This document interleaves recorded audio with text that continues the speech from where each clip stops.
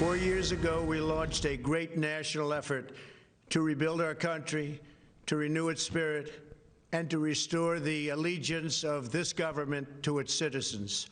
In short, we embarked on a mission to make America great again for all Americans. As I conclude my term as the 45th President of the United States, I stand before you truly proud of what we have achieved together. We did what we came here to do, and so much more. This week, we inaugurate a new administration and pray for its success in keeping America safe and prosperous. We extend our best wishes, and we also want them to have luck, a very important word. I'd like to begin by thanking just a few of the amazing people who made our remarkable journey possible. First, let me express my overwhelming gratitude for the love and support of our spectacular First Lady, Melania. Let me also share my deepest appreciation to my daughter Ivanka, my son-in-law Jared, and to Barron, Don, Eric, Tiffany, and Lara. You fill my world with light and with joy. I also want to thank Vice President Mike Pence, his wonderful wife Karen, and the entire Pence family. Thank you as well to my Chief of Staff, Mark Meadows, the dedicated members of the White House staff, and the Cabinet, and all of the incredible people across our administration who poured out their heart and soul to fight for America. I also want to take a moment to thank a truly exceptional group of people, the United States Secret Service. My family and I will forever be in your debt. My profound gratitude as well to everyone in the White House Military Office, the teams of Marine One and Air Force One, every member of the armed forces, and state and local law enforcement all across our country. Most of all, I want to thank the American people. To serve as your president has been an honor beyond description. Thank you for this extraordinary privilege, and that's what it is, a great privilege and a great honor. We must never forget that while Americans will always have our disagreements, we are a nation of incredible, decent, faithful, and peace-loving citizens who all want our country to thrive and flourish and be very, very successful and good. We are a truly magnificent nation. All Americans were horrified by the assault on our Capitol. Political violence is an attack on everything we cherish as Americans. It can never be tolerated. Now more than ever, we must unify around our shared values and rise above the partisan rancor and forge our common destiny. 4 years ago, I came to Washington as the only true outsider ever to win the presidency. I had not spent my career as a politician, but as a builder looking at open skylines and imagining infinite possibilities. I ran for president because I knew there were towering new summits for America just waiting to be scaled.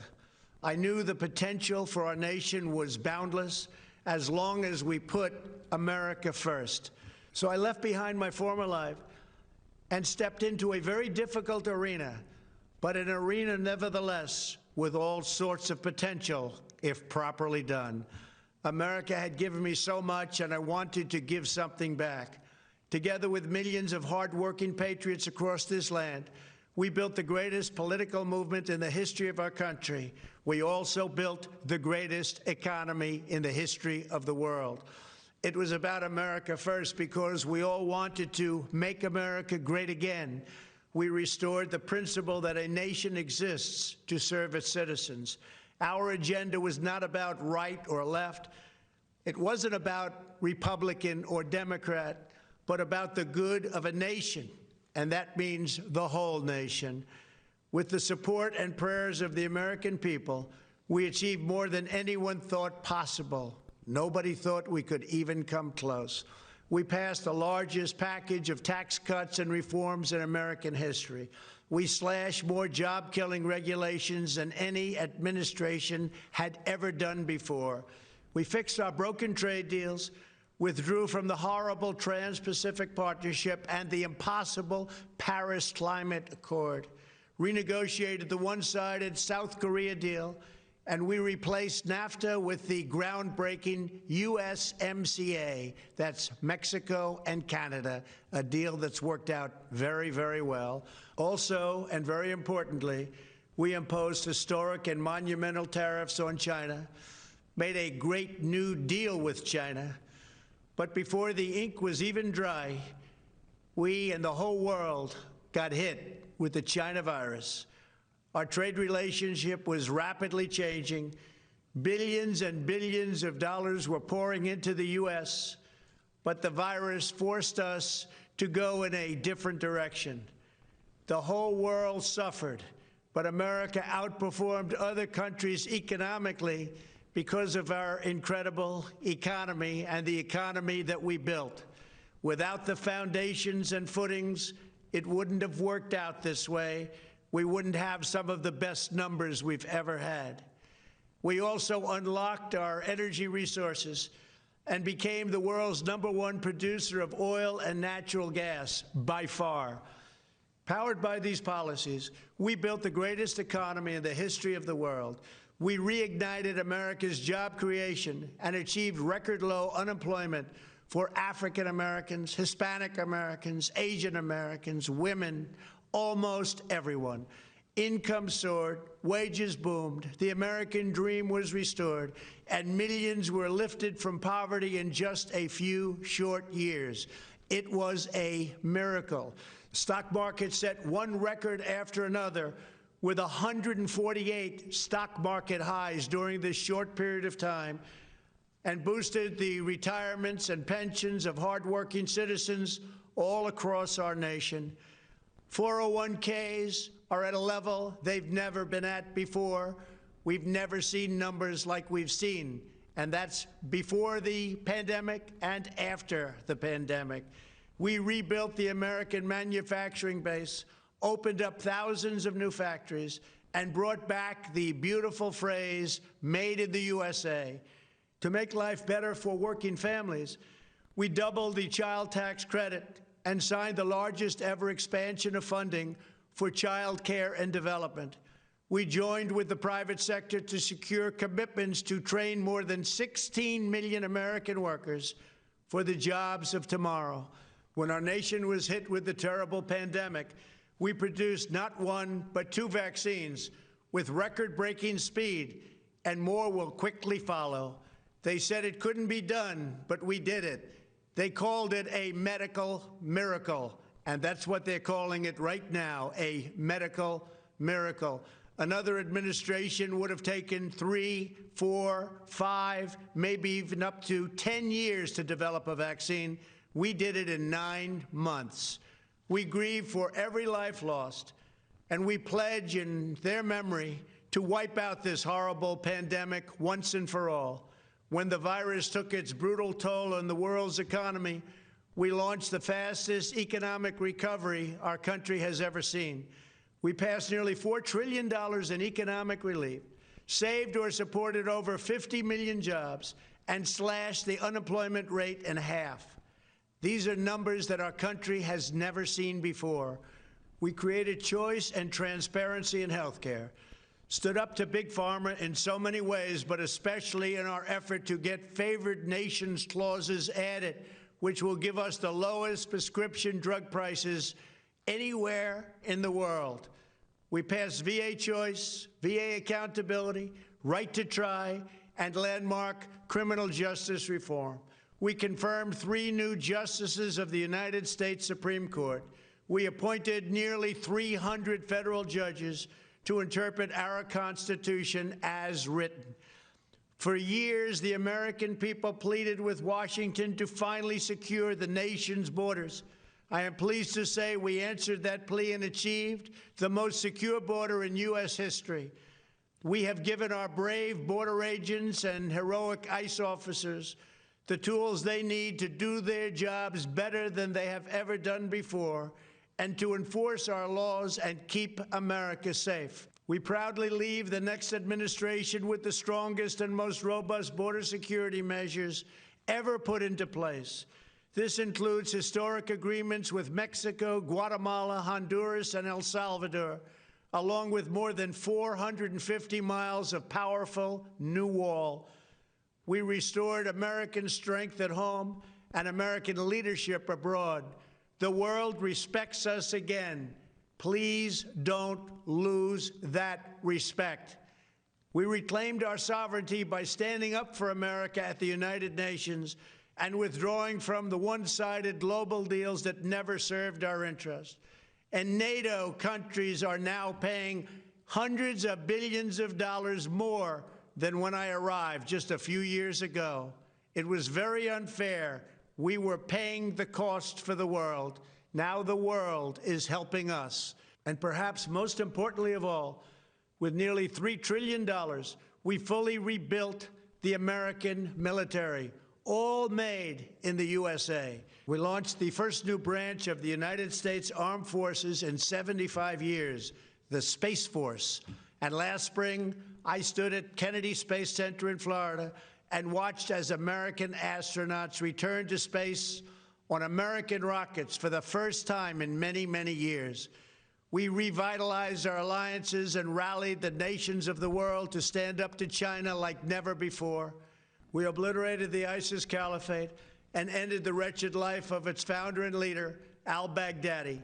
We stood up to the oppressive Iranian regime and killed the world's top terrorist, Iranian butcher Qasem Soleimani. We recognized Jerusalem as the capital of Israel and recognized Israeli sovereignty over the Golan Heights. As a result of our bold diplomacy and principled realism, we achieved a series of historic peace deals in the Middle East. Nobody believed it could happen. The Abraham Accords opened the doors to a future of peace and harmony, not violence and bloodshed.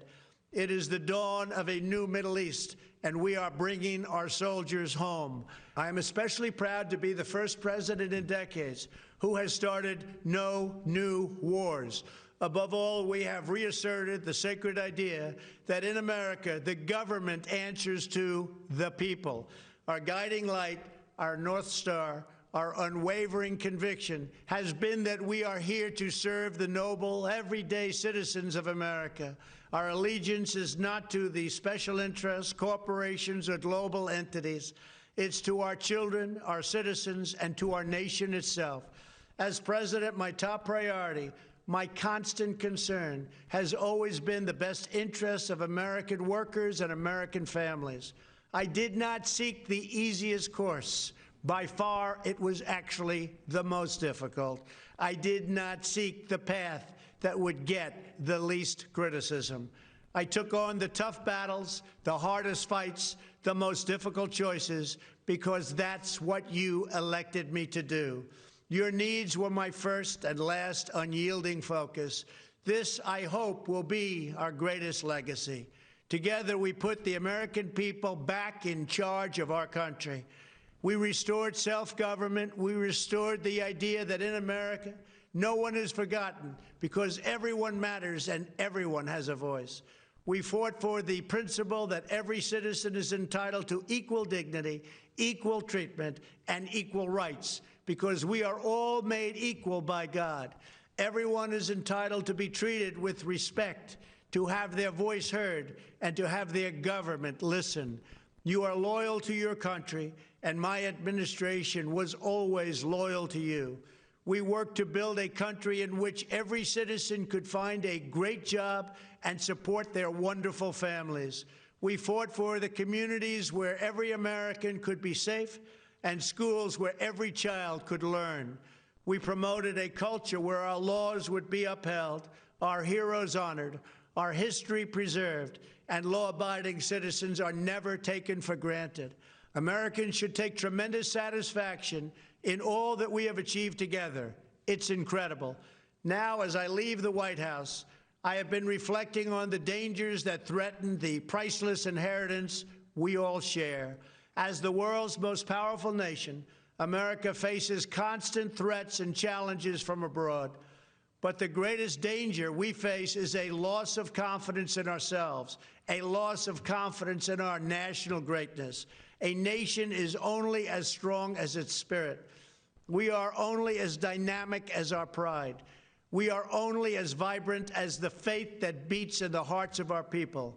No nation can long thrive that loses faith in its own values, history, and heroes, for these are the very sources of our unity and our vitality. What has always allowed America to prevail and triumph over the great challenges of the past has been an unyielding and unashamed conviction in the nobility of our country and its unique purpose in history. We must never lose this conviction. We must never forsake our belief in America. The key to national greatness lies in sustaining and instilling our shared national identity. That means focusing on what we have in common, the heritage that we all share. At the center of this heritage is also a robust belief in free expression, free speech, and open debate. Only if we forget who we are and how we got here could we ever allow political censorship and blacklisting to take place in America. It's not even thinkable. Shutting down free and open debate violates our core values and most enduring traditions. In America, we don't insist on absolute conformity or enforce rigid orthodoxies and punitive speech codes. We just don't do that. America is not a timid nation of tame souls who need to be sheltered and protected from those with whom we disagree. That's not who we are. It will never be who we are. For nearly 250 years, in the face of every challenge, Americans have always summoned our unmatched courage, confidence, and fierce independence. These are the miraculous traits that once led millions of everyday citizens to set out across a wild continent and carve out a new life in the Great West.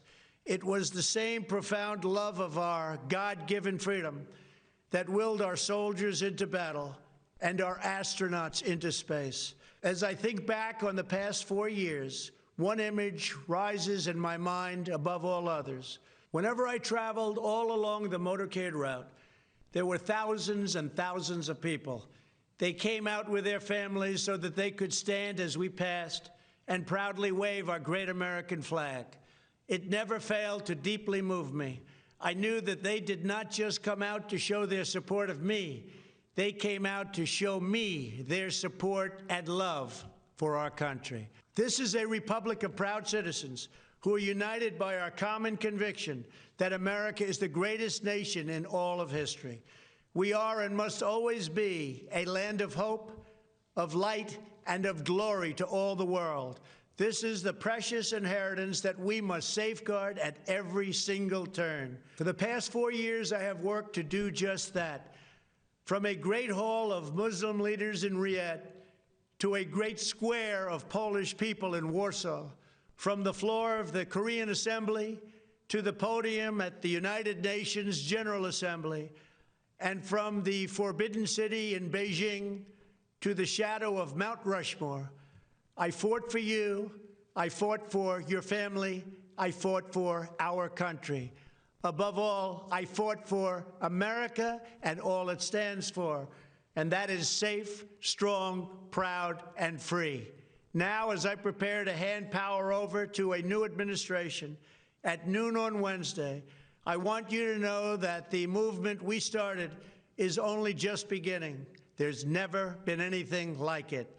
The belief that a nation must serve its citizens will not dwindle, but instead only grow stronger by the day. As long as the American people hold in their hearts deep and devoted love of country, then there is nothing that this nation cannot achieve. Our communities will flourish. Our people will be prosperous. Our traditions will be cherished. Our faith will be strong. And our future will be brighter than ever before.